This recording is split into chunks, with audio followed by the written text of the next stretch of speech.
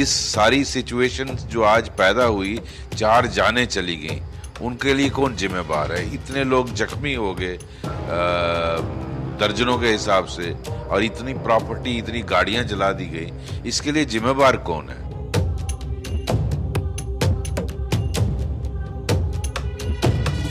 कांग्रेस के leaders including counsellors, जहाँ वो जो सोशल एक्टिविस्ट है वहाँ के वांगचुक साहब, जिस तरह उन्होंने प्रोवोक करा है,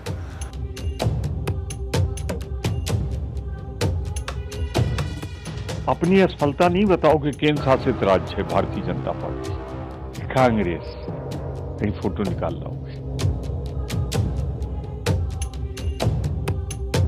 किस्मती से कहना पड़ रहा है, एक कड़ी सा चला, जिसका आखिरी कड़ी था कल, जब हिंसा के बाद पूरा का पूरा दोष सोनम वांगचुक पे डाला।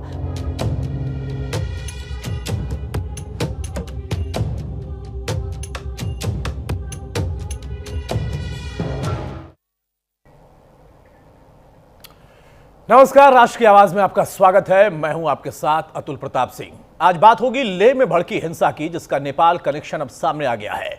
अब तक जांच में पता चला है कि हिंसा के बाद बाहर से लोगों को वहां पर बुलाया गया था, यानी हिंसा की प्लानिंग पहले से थी। पूरी प्लानिंग के साथ लेह को सुलगाया गया। नेपाल के नाबालिगों को साजिश के तहत वहां पर बुलाया गया। खबर है कि हिंसा के बाद 20 नेपाली नागरिक पुलिस की रडार पर हैं। सिर्फ इतना ही नहीं, हिंसा के लिए विदेशी फंडिंग का भी इस्तेमाल किया गया, इसकी आशंका की जा रही है। जांच जारी है, एजेंसियां इसकी पड़ताल कर रही हैं। इसके साथ ही लेह हिंसा को लेकर सोनम वांगचुक पर भी सीधे सवाल खड़े हो रहे हैं, क्योंकि आरोप है कि वांगचुक के भाषण के बाद ही लेह में हिंसा भड़क गई।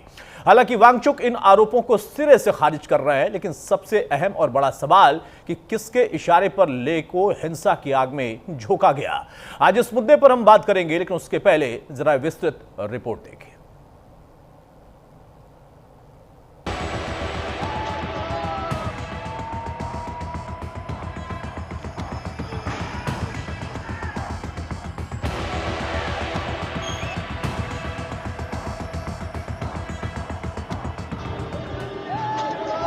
नफरत की चिंगारी किसने सुलगाई? शांत पहाड़ों में आक्रोश की आग किसने लगाई? क्या हिंसा के लिए विदेशों से फंडिंग हुई? क्या लेह को सुलगाने के लिए बड़ी साजिश रची गई? ये वो सवाल हैं जो लेह में भड़की हिंसा, आगजनी और तनाव के बाद सुलग रहे हैं। सवाल इसलिए क्योंकि जांच एजेंसियों को हिंसा के पीछे बड़ी साजिश की बू आ रही है। अब तक की जांच के बाद सुरक्षा सूत्रों की माने तो लेह हिंसा का नेपाल कनेक्शन निकलकर सामने आ रहा है।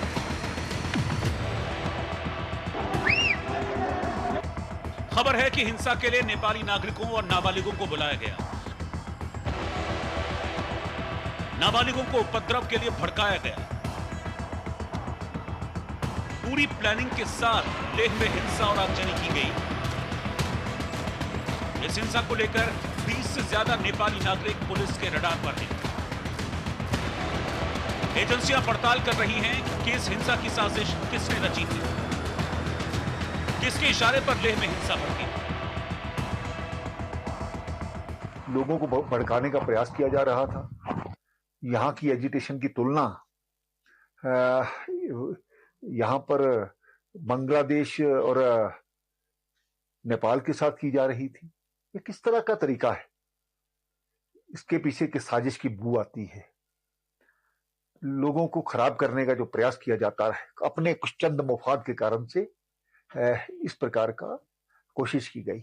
लोग अभी उनकी जांच की जाएगी, कौन लोग बाहर से थे, कौन लोग यहाँ के थे, कौन लोग उनको भड़का रहे थे। तो ये पहले से तय किया गया था कि इन लोगों को आग लगाएंगे, इन लोगों के घरों को फूकेंगे, इन लोगों को पर्सनली ये खराब किया जाएगा। लेह में उपद्रव कैसे हुआ, इसकी एक एक परत खुलकर सामने आ रही है। इतनी भीड़ एक साथ कहां से आ गई? जांच पड़ताल में इसकी सच्चाई भी सामने आ रही है। लेह में हिंसा को लेकर गृह मंत्रालय ने दावा किया है कि सोनम वांगचुक के भाषण से हिंसा भड़की। वांगचुक के भाषण के बाद भीड़ बेकाबू हो गई। वांगचुक ने अपने भाषण में नेपाल के जेनजी आंदोलन का जिक्र कर लोगों को गुमराह किया। लगातार आग्रह के बाद वांगचुक ने भूख हड़ताल खत्म नहीं की। हिंसा भड़की तो आनन फानन में भूख हड़ताल खत्म कर निकल गए। दरअसल पर्यावरण कार्यकर्ता सोनम वांगचुक लद्दाख को पूर्ण राज्य का दर्जा देने की मांग कर भूख हड़ताल पर बैठे हुए थे। मांग कर रहे थे कि लद्दाख को संविधान की 6ठी अनुसूची में शामिल किया जाए। आरोप है कि इसी मांग को लेकर उन्होंने लोगों को हिंसा के लिए उकसाया। इसके साथ ही सवालों के कटघरे में खड़े वांगचुक को लेकर एक और बड़ी खबर भी सामने आई। खबर है कि सीबीआई सोनम वांगचुक और उनकी संस्था के खिलाफ विदेशों से मिली फंडिंग की जांच कर रही है। यह जांच पिछले 2 महीने से चल रही है। इस पर अवैध तरीके से विदेशी फंड लेने का आरोप है। सोनम वांगचुक के एनजीओ पर एफसीआरए के नियम तोड़ने के भी आरोप हैं। इन्हीं आरोपों की जांच के बाद केंद्र सरकार ने सोनम वांगचुक के एनजीओ का लाइसेंस भी कैंसिल कर दिया। लेकिन इस एक्शन के बीच जो सवाल खड़े हुए, क्या लेह में हिंसा के लिए विदेशों से फंडिंग हुई थी? क्या लेह हिंसा की साजिश विदेश में ही रची गई थी? जरूर इसके पीछे एक साजिश की बू आती है। अभी जांच की जाएगी कि कौन कौन लोग इसके पीछे, कहां से पैसा आता है, कहां से ये सब चीजें होती हैं। तो मैं चाहता हूं आपके माध्यम से कि लद्दाख में शांति व्यवस्था बनी रहे। हमारे धार्मिक संगठन, हमारी राजनीतिक पार्टियां, हमारे सामाजिक संगठन इसके लिए आगे आए और माहौल को खराब ना होने दें। हमने देखा है जहां इस प्रकार के, हमने जम्मू को जलते हुए देखा है और इसके पीछे पाकिस्तान की साजिश थी। अभी भी जांच होगी कि कौन कौन लोग कहां से जाकर के कहां से ये इस प्रकार का पैगाम लाते हैं। साजिश के हर एंगल से लेह हिंसा की जांच हो रही है। हिंसा कैसे भड़की, इसकी पड़ताल भी शुरू हो चुकी है और इन सब के बीच उपद्रवियों पर कानून का कोड़ा भी चलने लगा है। अब तक 50 से ज्यादा आरोपी गिरफ्तार किए जा चुके हैं। सड़कों पर सीआरपीएफ और पुलिस के जवानों का पहरा है। लेकिन सवाल वही है कि हिंसा के लिए जिम्मेदार कौन है? इस साजिश का सूत्रधार कौन है? इसके लिए कौन जिम्मेदार है? उसका असली इसको ट्रिगर कराने वाला कौन है? इस सारी सिचुएशन जो आज पैदा हुई, 4 जानें चली गई, उनके लिए कौन जिम्मेदार है? इतने लोग जख्मी हो गए दर्जनों के हिसाब से, और इतनी प्रॉपर्टी, इतनी गाड़ियां जला दी गई, इसके लिए जिम्मेदार कौन है? उस पर रिस्पॉन्सिबिलिटी फिक्स होना बहुत जरूरी है। आज वायलेंस करने का क्या कारण है? इससे फायदा किसको है? ये देखने वाली बात है। मैं समझता हूँ ये इन्वेस्टिगेशन में और इंक्वायरी में आना चाहिए। अगर कमीशन भी बैठता है, ये इंक्वायरी में आना चाहिए। लेह में हिंसा की जांच के बीच तूफान गुजर जाने के बाद जैसी शांति है, सड़कों पर भारी सुरक्षा बलों की तैनाती है। लेकिन सवाल है कि आखिर इस शांत लेह को किसने अशांत किया? क्या वाकई सोनम वांगचुक ने हिंसा के लिए भड़काया? क्या विदेश से फंड लेकर लेह को सुलगाया गया? Bureau report, news India.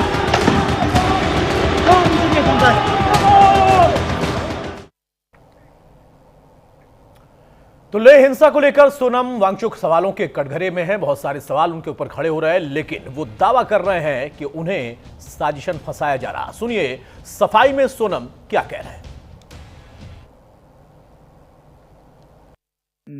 एक प्रेस रिलीज देती है गृह मंत्रालय, भारत जैसे महान बड़े देश का गृह मंत्रालय प्रेस रिलीज देता है जिसमें वो कहते हैं सोनम वांगचुक, सोनम वांगचुक। 3-4 बार सोनम वांगचुक एक छोटे से इंसान पर वो पूरा दोष मढ़ते हैं। तो ये एक कड़ी का हिस्सा है। ये भी कल का वाला भी एक कड़ी का हिस्सा है। ये कोई 1.5 महीना पहले शुरू हुआ, जबकि लद्दाख के जो चुनाव हैं वो 2 महीने में आने वाले थे। ये वही चुनाव है जिसमें लोग मांग कर रहे हैं कि पिछले चुनाव का वादा पूरा कीजिए अगले में जाने से पहले। पिछले चुनाव का वादा था कि आपको 6वें शेड्यूल में लाएंगे, तो अब लोग मांग कर रहे थे इसे पूरा किए बिना हम आपको नहीं जाने देंगे। उनमें से बड़ी आवाज मेरी थी, तो मुझ पर उन्होंने निशाना साधा और 1.5 महीना पहले हमें बताया गया कि आप पर एक FIR है वो भी देशद्रोह का है। उसके बाद हमारे विद्यालय की जमीन वापस ले जा रहे हैं, ऐसा नोटिस आया। बहरहाल तो साजिश है, लेकिन साजिश के बीच में सबसे बड़ा सवाल यह है कि साजिश किसने रची? क्या विदेशी फंडिंग इसके पीछे है, कोई और है, या सोनम जो दावा कर रहा है कि मुझे फंसाया जा रहा? सवाल है कि आखिर कौन फंसा रहा? हमारे साथ ग्रुप कैप्टन रिटायर्ड एयू के देवनाथ साहब जुड़ चुके हैं, डिफेंस एक्सपर्ट। बहुत स्वागत है देवनाथ सर आपका। और एल एन राव साहब हैं, पूर्व डीसीपी दिल्ली, हमारे साथ। बहुत स्वागत है एल एन राव सर आपका। सबसे पहले देवनाथ सर, शुरुआत में आपसे ही कर रहा हूं, साजिश तो है, लेकिन शायद मेरी जानकारी में नहीं है कि कभी लेह में भी इस तरीके की साजिश थी। क्या आपकी जानकारी में है? क्योंकि खूबसूरत इलाका और वहां पर इस तरीके की साजिश, उसके साथ साथ ऐसी आगजनी, 4 की जान जाती है, सैकड़ों वहां पर जख्मी हो सकते थे, तमाम जख्मी हैं। लेकिन साजिश आखिर किसने रची? देश के अंदर रची गई, सरकार ने रच दी, सोनम कह रहे, या विदेशी फंडिंग का जो उन पर आरोप लग रहा वो है, या नेपाल से लोगों को बुलाया गया, क्या है? अतुल जी, मैं जो भी बोलूंगा एज एन एडमिनिस्ट्रेटर बोलना चाहूंगा। सर देखिए, मामला पॉलिटिसाइज होता जा रहा है, लेकिन क्योंकि मैं एडमिनिस्ट्रेशन से ताल्लुक रखता हूं, मेरा ये मानना है कि हर देश में, खासतौर से दूर दराज के क्षेत्र में, हमेशा कुछ भावनाएं ऐसी होती हैं जो कि देश के मेन स्ट्रीम से अलग होती है। इसको समझना पड़ता है। हमारे जो डीएम हैं, एसडीएम हैं, उनको आईएएस ट्रेनिंग के दौरान सिखाया जाता है कि दूरदराज के क्षेत्रों में, खासतौर से ट्राइबल एरियाज में, लोकल लोगों को कैसे साथ में लेके चलना है जी। दूसरा पायादान जो है एडमिनिस्ट्रेशन का ये है कि हमेशा एडमिनिस्ट्रेशन को चौकन्ना रहना पड़ता है। अगर वहां पर कोई विदेशी ताकतें, विदेशी फंडिंग या विदेशी हवा चल रही थी, तो मेरे ख्याल से हमारे एडमिनिस्ट्रेशन को और ज्यादा चौकन्ना होने की जरूरत है। देखिए, दूर दराज के क्षेत्रों में, खासतौर से बॉर्डर एरियाज में, आईबी इंटेलिजेंस ब्यूरो बहुत ही सक्रिय रहती है, और क्योंकि लेह है तो विदेश मंत्रालय, एनएसएस सेक्रेटरीट, रॉ का भी बहुत ही योगदान रहता है। हमारे साथ पुलिस अफसरान भी हैं, एलआईयूज होती हैं सब जगह पर, लोकल इंटेलिजेंस यूनिट, जो कि लोकल आवाम के साथ घुल मिल के रहती हैं, गांव के पंचायत से फीडबैक लेती है जी। मेरे ख्याल से अगर वहां कुछ इस तरह की विदेशी हवा चल रही थी, तो शायद भविष्य में एलआईयू को या इंटेलिजेंस ब्यूरो को और ज्यादा चौकन्ना होने की जरूरत है। हमें खोज लेनी पड़ेगी कैसे इन लोगों को पहले से पूर्वाभास नहीं हुआ। जी, बिल्कुल सही बात आपने कहा कि दोनों तरफ सवाल है। ऐसा नहीं है कि सिर्फ एक शख्स पर या फिर लेह में उन लोगों पर सवाल है जिन पर आरोप लग रहा। हालांकि कुछ लोग हैं रडार पर जो कि बाहर से बुलाए गए थे, ऐसा कहा जा रहा, लेकिन वो जांच के दायरे में है। बहुत जो बात कही आपने बहुत अहम है। अब यहां पर सबसे बात जो स्पष्ट हो जाती है कि अगर इन परिस्थितियों में आगे बढ़ते हैं तो राव साहब क्या लगता है कि जो चूक है उस चूक को हम क्या एलआईयू स्तर पर माने? क्योंकि एक लंबे समय से प्रदर्शन चल रहा था। वांगचुक कहते हैं कि हमारी वही मांगे हैं जो कि लंबे समय से चुनावी वादे थे और अब फिर चुनाव के नजदीक आते आते उन्हें पूरा करने की डिमांड थी, लेकिन वो हिंसात्मक हो जाती है। हिंसा के पीछे आखिर क्या आक्रोशी था, या उसके पीछे वो लोग थे जिनको बुलाया गया जो आरोप है? इसके पीछे क्या बाहर का कोई फंड है या फिर इंटरनल कोई पॉलिटिक्स है? एक व्यक्ति विशेष के इर्द गिर्द पूरी कहानी है, वो कहानी जो कि हमने 3 इडियट में देखी, और एक ऐसी फिल्म बनती है जिसको ना सिर्फ लोग पसंद करते हैं बल्कि उस किरदार को लोग सराहते हैं वर्ल्ड वाइड, और आज वो सवालों के घेरे में है। अतुल जी नमस्कार जी। और आपके सभी को, खासतौर से देवनाथ जी को। वास्तव ये बहुत दुर्घटना ये हुआ है जो लेह लद्दाख में, कभी हमने सुना नहीं था कि ऐसा वहां हो जाएगा। लेकिन मैं यूके देवनाथ जी की बात से सहमत हूँ कि वो कहाँ पर कहीं न कहीं लोकल इंटेलिजेंस की चूक हुई है। तो पुलिस की जो फंक्शनिंग होती है उसमें 2 चीजें होती हैं। नंबर 1 कि प्रिवेंशन किया जाए, यानी कि प्रिवेंशन तभी होगा जब हमें खबरें मिलती रहेंगी। जब तक इंटेलिजेंस नेटवर्क जो हमारा है, खुफिया तंत्र है, वो मजबूत नहीं होगा, तब तक हम वहाँ का एडमिनिस्ट्रेशन देख नहीं पाएंगे, खासतौर से पुलिस सेक्टर के बारे में। और अगर ऐसी कोई घटना हो रही थी, पहले से जानकारी होनी चाहिए थी। अगर कोई विदेशी फंडिंग की बात थी, वो भी मैं समझता हूँ कि हमारी इंटेलिजेंस ब्यूरो या RNAW, विदेश से रिलेटेड तो है, तो RNAW है जो हमारा कैबिनेट सेक्रेटरी है, वो इस बारे में बहुत पैनी नजर रखते हैं, और वहां से थी तो ये खबर पहले होनी चाहिए थी, पता लगना चाहिए था। अगर कोई और लोकल एलिमेंट इसमें इन्वॉल्व हुआ है और तो उसकी अब जांच हो रही है, जांच का विषय है, जांच में जो सामने आएगा वो होगा। लेकिन एक बात मैं बता दूं कि जब ऐसी घटनाएं शुरू होती हैं तब भी एक, जैसे देवनाथ जी ने बताया कि एक एडमिनिस्ट्रेशन और या पुलिस ऑफिसर्स की ये ड्यूटी है कि किस प्रकार से उनको ट्रेंड किया जाता है, उसी ट्रेनिंग का हिस्सा है कि इस प्रकार की भीड़ को कैसे रोका जाए, मिनिमम लॉस कैसे किया जाए, किसी का जानी नुकसान ना हो, प्रॉपर्टी का ये डैमेज ना हो, ये सब चीजें पुलिस की, वहाँ की पुलिस को देखना चाहिए। और मैं समझता हूँ कि अभी जो सिचुएशन है वो अंडर कंट्रोल बताई जा रही है, लेकिन जो नुकसान हो गया है, लोग मर गए हैं, जख्मी हो गए हैं, प्रॉपर्टी डैमेज हो गई है, उसके बारे में तो काफी असेसमेंट किया जाएगा, उसके बाद ही पता लगेगा कितना क्या हुआ है। ये सब जांच का विषय है। और अब क्या, कौन आदमी इसके पीछे है, वो अभी इस स्टेज पे इट्स टू अर्ली टू से, अभी इस स्टेज पे बहुत जल्दी होगा, जल्दबाजी होगी इसके बारे में कहना। लेकिन हाँ, डेफिनेटली इन्वेस्टिगेशन में सब चीजें साफ हो जाएंगी। अगर वांचुक का इसमें इन्वॉल्वमेंट है तो डेफिनेटली वो आएगा, भले ही वो मना करे। लेकिन हाँ, ये बात जरूरी है कि वहाँ का एक लोकल लेवल पे ऐसी बातें सुगमुगाहट चल रही थी कि वो इलेक्शन से पहले कुछ न कुछ होने वाली है, ये ऐसी खबरें पहले से भी आ रही थी। तो वहां पर देखना चाहिए था कि कौन से ऐसी खबर, ऐसे गड़बड़ फैलाने वाले तत्व हैं, उनको पुलिस अपने कॉन्फिडेंस में लेके बात करती, उनसे समझती, उनसे बातें सुनती, उनको पैसिफाई करने की कोशिश करती और उनकी जो डिमांड है वो सरकार तक पहुंचाए। सरकार का काम था कि वो अगर डिमांड जेन्युइन है तो उनको देखे, वरना ऐसे हिंसा होने से तो आम जनता का नुकसान होता है। और इस चीज का बिल्कुल सही कहा आपने सर कि आम जनता का नुकसान होता है। और यहां पर भी आप देखिए कि दो तरफा नुकसान था, ना सिर्फ आम लोगों का बल्कि उसके साथ साथ हमारे जो जवान थे, सीआरपीएफ के हो, पुलिस हो, उनको भी वहां पर क्षति पहुंची है, या फिर कहें कि उनको भी नुकसान हुआ, उनको भी चोटें आई हैं। लेकिन सबसे बड़ी बात कि वो धरती, वो जगह जिसको कहा जाता है कितना खूबसूरत है, लोग वहां पर पर्यटन के लिए जाते हैं, वहां पर इस तरीके का आक्रोश शायद मुझे याद नहीं कि कभी ऐसा दिखाई दिया। अब चूक किसकी है या साजिश किसकी है? वहीं लेह हिंसा को लेकर सियासी गलियारे का जो तापमान है उसमें बड़ी जल्दबाजी है। बीजेपी आरोप भी लगा रही है। अब आरोपों के पीछे की राजनीति क्या, जरा वो भी समझने की जरूरत है। कोई भी नेता हो, पीसफुली वो कर रहा हो, प्रोटेस्ट कर रहा हो, तो उसका डेमोक्रेटिक राइट है। लेकिन जब उसको लगे मुझे कोई ज़्यादा इंपॉर्टेंस नहीं मिल रही, तो वो इस तरह की प्रोवोकेशन होती हैं। हम हमेशा अपोजिशन में रहे, हमने ये सब बातें देखी है। तो ये बस उनका इनोसेंस के साथ खेला है। कांग्रेस का दिमाग है, वहाँ का जो सोशल एक्टिविस्ट है वांगचुक साहब, उनका मौके की स्थिति को एक्सप्लॉइट करा है, खून खराबा करा है, आगजनी हुई है, सिविलियन पुलिस का नुकसान हुआ है। ये चीज़ें अच्छी नहीं है। अपनी असफलता नहीं बताओगे केंद्र शासित राज्य है भारतीय जनता पार्टी, कांग्रेस, कहीं फोटो निकाल लाओगे। बड़ा अच्छा किया आपने पंडित जवाहरलाल नेहरू पे इल्जाम नहीं लगाया। वहीं तो गलवान घाटी, वहां 21 जवान हमारे शहीद किए गए थे। मैं इतना नहीं कहना चाहता, आपकी गलत नीतियों के कारण हुआ क्या है, अब मोदी सरकार पे जनता का विश्वास नहीं रहा।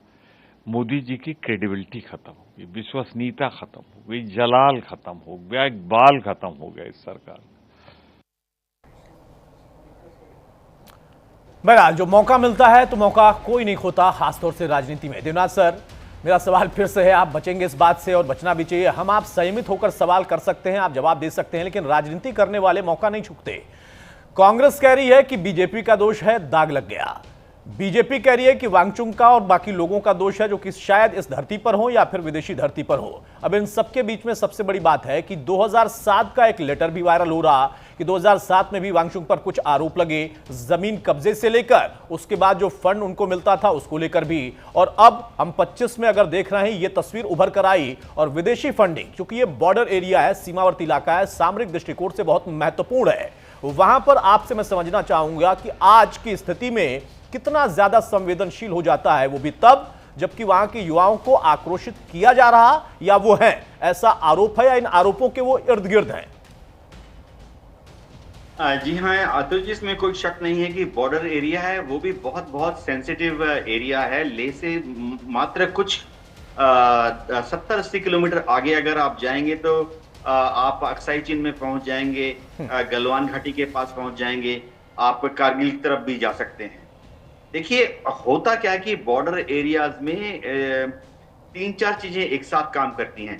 एक तो अगर कोई विदेशी वहां जाता है तो एक स्पेशल प्रोसेस है जिससे कि उनको ट्रैक किया जाता है। वो जिस भी बस से, हवाई जहाज से जाते हैं, उनको स्पेशल तरह से निगरानी रखी जाती है। जी। दूसरी बात है कि कुछ एरियाज ऐसे भी हैं जहां पहले विदेशियों को जाने नहीं दिया जाता था, लेकिन अब वो जा सकते हैं स्पेशल परमिशन लेकर, तो फिर उनको ट्रैक करना और भी आसान हो जाता है। दूसरी बात मैं आपको बताना चाहता हूं कि लेह, कारगिल, यहाँ पर जो बैंक हैं, पहली चीज तो ये है कि सब जगह बैंक की तादाद ही बहुत कम है, और उनमें भी ऐसे बैंक जो कि विदेशी फंडिंग यानी डॉलर्स, यूरो या पाउंड में डील करते हैं, ऐसे बैंक वहां मात्र इक्का दुक्का है।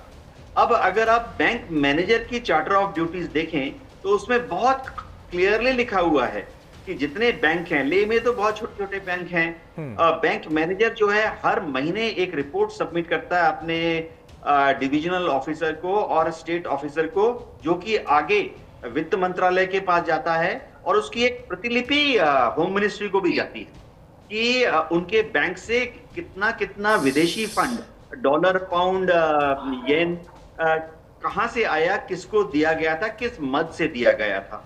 तो अगर विदेशी फंडिंग है तो उनको ट्रैक करना थोड़ा आसान हो जाता है, खासतौर से रिमोट एरियाज में।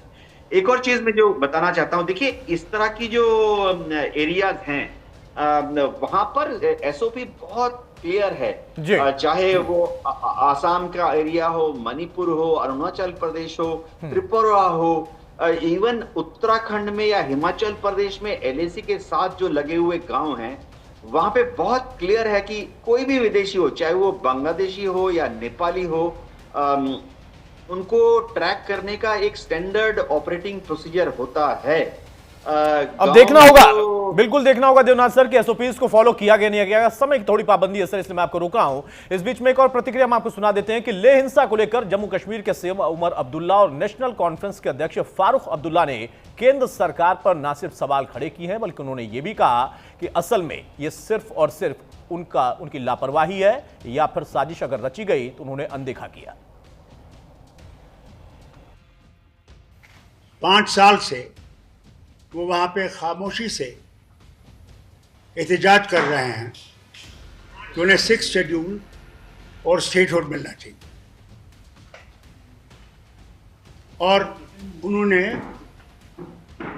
वांगचू उनके लीडर थे, लेह से वो पैदल चले दिल्ली तक कि उनसे कहें कि इस चीज़ को देखें।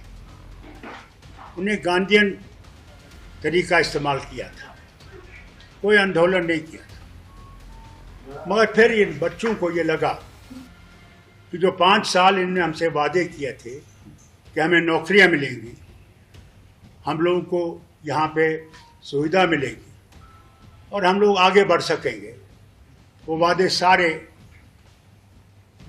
खोखले निकले। कीमती जानें वहाँ गई हैं, कई लोग जख्मी हुए हैं।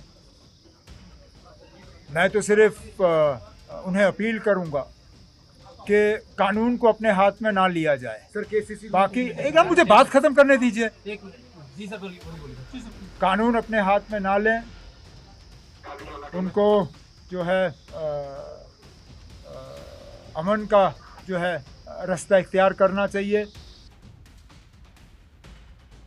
राव साहब, बहुत शार्प कमेंट आपका चाहूंगा कि जिस तरीके से हमारे सुरक्षा बलों ने बहुत यहां पर जल्दी इन परिस्थितियों को संभाल लिया, क्या जांच भी सही दिशा में आपको ट्रैक आउट होती दिख रही है? ये तो जी डेफिनेटली हमारी सुरक्षा बलों को मैं बहुत पुलिस को, वहाँ की सुरक्षा बलों को, एडमिनिस्ट्रेशन को ये बधाई के पात्र हैं कि ऐसी घटना शुरू होते ही उन्होंने इतनी जल्दी उसको कंट्रोल कर लिया। मैं समझता हूँ कि ये उनकी अचीवमेंट है, और ये साथ साथ इसमें इन्वेस्टिगेशन भी मैं समझता हूँ जल्दी से जल्दी इसमें और सही दिशा में जाए, जिसमें अगर राजनीति ना हो तो ज्यादा बेहतर है। सर माफी चाहूंगा, बहुत शुक्रिया देवनाथ सर आपका भी और राव साहब आपका भी। तो एक बार फिर से लेह को लेकर जो सवाल है उसमें गंभीरतम यह है कि एक ऐसा इलाका जहां पर कम से कम ऐसी तस्वीर कभी किसी ने नहीं देखी, लेकिन वहां पर जो घटना हुई है उसकी जो जांच है वो किस दिशा में जा रही, उस पर अभी भी सवाल खड़े हो रहे हैं। राष्ट्र की आवाज में फिलहाल आज के लिए इतना ही। नमस्कार।